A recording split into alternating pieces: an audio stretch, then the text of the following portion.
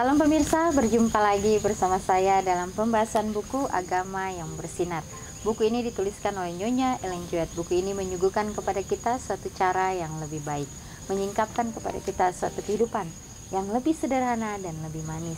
Semua pembaca akan penuh dengan kegembiraan dan kesukaan, bersinar menyinarkan kasihnya dimanapun kita berada. Inilah suatu ajakan yang indah bagi masing-masing kita, sehingga setiap apapun yang kita hadapi di dalam kehidupan kita, baiklah kita datang di bawah kaki salib Tuhan, kita menyerahkan akan kehidupan kita, sehingga Tuhan akan memberikan kita kesanggupan, memberikan kita kekuatan untuk terus berkarya di dalam kehidupan kita, untuk terus melakukan yang benar, untuk dapat menjadi berkat dan menjadi pembawa-pembawa damai itu dimanapun kita berada. Kembali lagi pada saat ini saya mengundang akan seluruh anggota keluarga dan saudara-saudara semua. Kita dapat berkumpul bersama-sama. Kita dapat mempelajari nasihat firman Tuhan pada saat ini, dan biarlah rencana-rencana indah Tuhan itu akan menjadi bagian masing-masing kita. Kita akan masuk ke dalam judulnya, dalam mempercayai Tuhan. Ayatnya terdapat di dalam Filipi 3 ayat 1. Akhirnya saudara-saudaraku, bersukacitalah dalam Tuhan. Menuliskan hal ini lagi kepadamu tidaklah berat bagiku, dan memberi kepastian kepadamu. Kehidupan Kristen haruslah merupakan suatu kehidupan iman, kemenangan dan sukacita di dalam Tuhan. Hamba Tuhan Nehemia berkata dengan sungguh-sungguh, sebab sukacita karena Tuhan itulah perlindunganmu. Di Nehemia 8 ayat 11. Dan Rasul Paulus berkata, bersukacitalah senantiasa, tetaplah berdoa, mengucap syukurlah dalam segala hal, sebab itulah yang dikehendaki Tuhan dalam Kristus Yesus bagi kamu. Demikianlah buah-buah pertobatan dan pengudusan menurut Alkitab. Ya, jadi di dalam kehidupan Kristen ya haruslah merupakan suatu kehidupan iman. Ya, hamba Tuhan Nehemia berkata dengan sungguh-sungguh, ya, sebab sukacita karena Tuhan itulah perlindunganmu. Ya, dan Rasul Paulus mengatakan, bersukacitalah senantiasa, tetaplah berdoa. Ya, jadi di dalam setiap kehidupan kita, biarlah kita selalu bersukacita di dalam situasi apapun yang kita hadapi. Ya, walaupun itu sangat sulit bagi kita sebagai manusia biasa. Ya, tetapi Tuhan mau yang membimbing kita, menuntun kita untuk melakukan itu di dalam kehidupan kita. Ya, kita menerima apa yang Tuhan sudah kehendaki di dalam kehidupan kita, dan kita dapat menjalankan itu dengan sepenuh hati kita. Ya, dan Rasul Paulus juga mengatakan, ya, bersukacitalah senantiasa, tetaplah berdoa, mengucap syukurlah dalam segala hal. Ya, sebab itulah yang dikehendaki Tuhan di dalam Kristus Yesus bagi kita masing-masing sebagai umat-umat Tuhan yang hidup di akhir daripada dunia ini. Ya, Tuhan mau memberikan kita kesempatan itu. Ya, walaupun si jahat itu akan bekerja keras untuk membuat kita supaya kita ragu, supaya kita bimbang. Ya, tetapi di dalam Tuhan semuanya itu akan berjalan dengan baik. Ya, semuanya akan baik-baik saja kalau kita mau menerima akan panggilan Tuhan di dalam kehidupan kita. Dikatakan bahwa ya, kehidupan Kristen itu haruslah merupakan suatu kehidupan iman. Ya, seperti apa kehidupan iman itu? Kita harus percaya bahwa Tuhan menuntun kehidupan kita. Ya, sebagaimana Yesus pada saat dia berada di dunia. Ya, kita tahu bersama bahwa Yesus hidup di keluarga yang sangat-sangat sederhana, yaitu keluarga Yusuf dan Maria. Ya, bagaimana Yesus membantu ayahnya di bengkel pertukangan kayu. Ya, tetapi Yesus melakukan itu dengan penuh sukacita. Dia tidak pernah bersungut-sungut, dia tidak pernah mengeluh. Dia lakukan itu dengan sepenuh hatinya. Dia selalu mengucap syukur, dia selalu menaikkan pujian bagi Bapaknya yang ada di surga. Itulah suatu teladan yang indah. Ya, pada saat ini mungkin kita berada di suatu titik kita melebihi apa yang Yesus alami di dalam kehidupannya. Apakah kita bersungut? Apakah kita masih mengeluh dan lain sebagainya. Kita harus berpikir bahwa Tuhan sudah memberikan saya hal yang terbaik dalam kehidupan saya, biarlah saya mau mensyukuri semuanya itu. Apapun itu yang Yesus berikan untuk kita, baiklah kita doakan itu sehingga itu dapat menjadi berkat bagi orang lain juga. Bukan hanya untuk kenyamanan diri kita, tetapi bagi orang-orang di sekitar kita. Itu adalah hal yang indah yang harus kita lakukan. Karena itulah yang Yesus mau. Karena dialah yang mengkehendaki di dalam kehidupan kita masing-masing. Dan di sini katakan demikianlah buah-buah pertobatan dan pengudusan menurut Alkitab. Ketekunan yang ditentukan dalam jalan kebenaran, mendisiplin pikiran dengan latihan keagamaan untuk mengasihi pengabdian dan hal-hal surgawi akan membawa kebahagiaan terbesar. Dari semuanya itu akan membawa suatu kebahagiaan yang begitu besar di dalam kehidupan kita. Dampaknya itu jadi dalam kehidupan kita begitu kita rasakan, karena kita mau setia, karena kita mau tekun di dalam jalan kebenaran itu, mendisiplin akan pikiran dengan latihan keagamaan untuk mengasihi pengabdian dan hal-hal surgawi itu.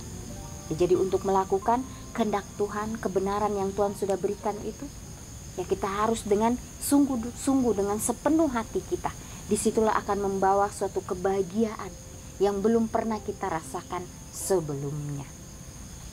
Jika kita menjadikan Tuhan kepercayaan kita, kita memilikinya dalam ketekunan kita untuk mengendalikan pikiran dalam hal-hal ini. Melalui latihan yang berkelanjutan, pikiran akan menjadi kuat untuk berperang dengan musuh abadi dan untuk menaklukkan diri sendiri sampai ada transformasi lengkap dan nafsu, selera dan kemauan dibawa ke dalam penaklukan yang sempurna. Jadi musuh terbesar di dalam kehidupan kita itu adalah diri kita sendiri. Bagaimana kita mau mempunyai roh kerendahan hati itu untuk mempunyai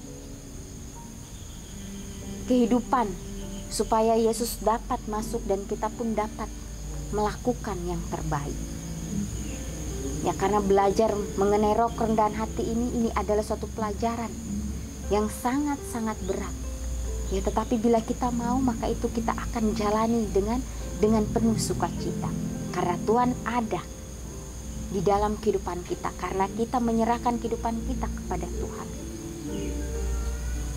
Jadi Tuhan tidak pernah membeda-bedakan. Dikatakan pada saat kita duduk kita sama rendah, pada saat kita berdiri kita sama tinggi. Tidak ada yang Yesus beda-bedakan dalam kehidupannya, semuanya sama. Kasih yang dia berikan juga kasih yang sama yang dia berikan untuk kita masing-masing. Orang Kristen yang rendah hati akan memiliki masa pengabdian yang tidak sembrono, gelisah atau percaya takhayul, tetapi tenang dan tentram, mendalam, konstan dan sungguh-sungguh. Kasih Tuhan, praktik kekudusan akan menyenangkan ketika ada penyerahan yang sempurna kepada Tuhan. Ini ditulis di dalam Testimony for the Church jilid 2 halaman 507. Jadi orang Kristen yang rendah hati akan memiliki masa pengabdian yang tidak sembrono atau tidak sembarangan. Dia melakukan apapun itu dengan selalu bertanya kepada Tuhan, meminta petunjuk Tuhan apa yang harus dia lakukan. Gelisah atau percaya takhayul, tetapi tenang dan tentram. Kita tidak gelisah, kita tidak percaya takhayul atau hal-hal yang dapat membuat kita ragu. Seringkali pada saat kita sudah membuat suatu pemikiran menurut diri kita sendiri, maka disitulah setan akan masuk dan membuat kita ragu. Jangan sampai itu datang di dalam kehidupan kita. Kita harus sadar bahwa Tuhan, jauhkan itu semua dari pemikiran saya, sehingga saya tidak diragukan oleh si jahat, sehingga saya dapat memikirkan hal-hal sesuai dengan kehendak-Mu. Dikatakan kasih Tuhan, praktik kekudusan akan menyenangkan ketika ada penyerahan sempurna kepada Tuhan. Ya, kalau kita mempunyai penyerahan sepenuhnya, tidak setengah-setengah, maka disitulah Tuhan akan memberikan kita penjelasan-penjelasannya, dan kita pun akan mengerti, dan kita pun akan tahu dengan sebenar-benarnya, dengan kesungguhan bahwa Tuhan ada di pihak kita. Menjadi suatu renungan yang sangat indah pada saat ini, kembali lagi mengingatkan kita untuk kita percaya hanya kepada Kristus saja. Ya, walaupun akan banyak mungkin orang-orang di sekitar kita yang akan memberikan kita masukan, yang akan memberikan kita segala macam, tetapi biarlah kita mau kembalikan semuanya itu kepada Tuhan. Karena Tuhanlah yang akan memberikan kita jalan kehidupan atau jalan yang terbaik di dalam kehidupan kita masing-masing. Ya, biarlah Tuhan yang akan memberikan kita pengertian itu. Ya, walaupun saat ini kita tidak mengerti apa yang Tuhan inginkan di dalam kehidupan kita, tetapi suatu saat nanti kita akan mengerti, kita akan tahu, dan inilah yang terbaik untuk kehidupan kita. Dan juga pada saat Yesus dia memanggil ke-12 muridnya, dia panggil mereka dengan panggilan yang sama untuk datang, ikutlah aku. Ya, bagaimana murid-murid itu? Mereka tidak bertanya, mereka langsung meninggalkan apa yang mereka kerjakan, mereka langsung mengikuti Sang Juru Selamat itu. Ya, walaupun pada saat mereka bersama-sama masih ada murid-murid yang mempunyai keraguan, ya, tapi Yesus terus mau mengajarkan kepada mereka, terus memberikan mereka bimbingan, memberikan mereka tuntunan, sehingga akhirnya mereka mengerti, sehingga akhirnya mereka pun dapat menerima kuasa Roh Kudus itu untuk menyampaikan akan kabar keselamatan itu kepada setiap orang. Begitu pula, ya, Tuhan memanggil kita masing-masing. Tuhan memanggil Anda dan saya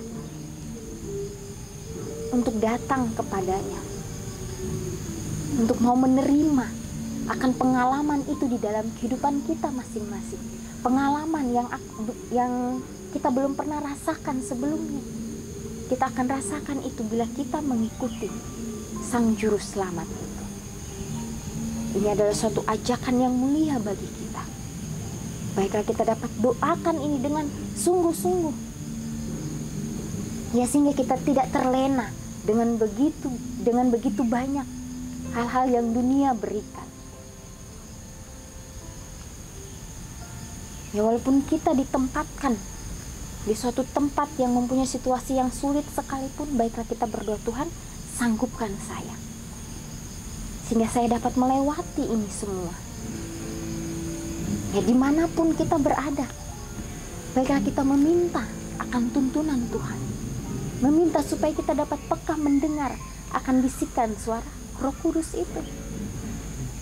Inilah yang masih saya pelajari hari demi hari. Walaupun banyak kekurangan, kelemahan di dalam kehidupan,